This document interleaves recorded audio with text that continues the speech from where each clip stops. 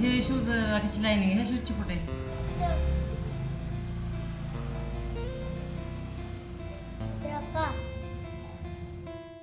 बुडूला आमच्या कालच नवे शूज आणले तिथं आणि अजून हे शूज घातले पण नाहीत तोपर्यंत बघा ह्याची ग्रीन लाईनिंग काढून त्याचं सगळं तोडून कापून कट करून ठेवलं. आज जर सर्व्हिसिंग मुलांना सांभाळणं म्हणजे खूपच पेशन्सचं काम असतं. गेल्या वेळेस तर आमच्या सौरभने 43 इंच टीव्ही फक्त गोटी लागल्यामुळे स्क्रीन गेली आणि आत्ताच्या टीव्ही अशा आहेत की रिपेअरिंग पण करता येत नाहीत. आणि मी पहिल्यांदाच नवीन टीव्ही खरेदी केला होता आणि त्याचा काहीच उपयोग झाला नाही, शेवटी टाकूनच द्यावं लागली. तर असे मुलं उद्योग करतात आणि आता काय लहान मुलांना बोलता पण येत नाही. तर त्यानंतर गुड्डू तर स्कूलला गेला आणि सौरभ पण. त्यानंतर मी चहा ठेवला कारण आमच्या मावशी पडल्या आहेत आजारी, तर त्यांना चहा घेऊन जायचा होता. तर असं म्हणतात शहरात दरवाजा उघडत नाहीत, पण आम्ही एकमेकींना नेहमीच कायम सोबत असतो. आणि पेशंट आहे आमचं जोपर्यंत गौतम पाटीलच्या घरी कामाला होता तेव्हा चांगला होता.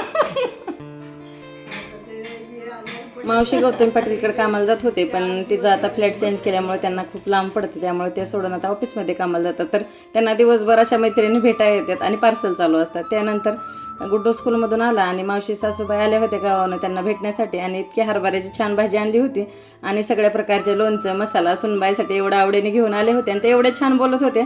पण त्यांची नांदेडची आहे तर मला काही भाषा समजत नव्हत्या, पण ऐकायला तर खूप छान वाटत होतं. त्यानंतर साक्षीताईंनी मावशीला उपीट आणलं. मावशीची खूप आयुष्य आहे आमच्या पेशंटची.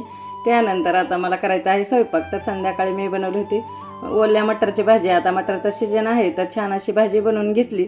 त्याच्यानंतर आणि भाकरी आणि मला जायचं होतं गुड्डूला क्लासमध्ये आणायला, तर त्याला क्लासमधून घेऊन आले आणि त्यानंतर मला गुड्डूही स्वयंपाक करायला मदत करू लागला. आता भाकरी आणि भाजी झाल्या, पण त्यांच्या सासूबाईने आणलेली मला हरभऱ्याची भाजी दिली होती आणि खूप छान होती. मी खूप दिवसांनी अशी पाहितली. आमच्या अक्का देते गावावरून पाठवून, पण ती वाळल्यानंतर देते आणि मला पण खुडायला येते. आता पण खूप दिवस झालं मी पण भाजी खुडलेली. आणि संध्याकाळी थोडा रिलॅक्स टाईम म्हणून ॲपलचा ज्यूस बनवला आणि मला थंड आवडतं त्यामुळे मी फ्रीजमध्ये ठेवून दिला आणि किचनची कामं आवरायला घेतली.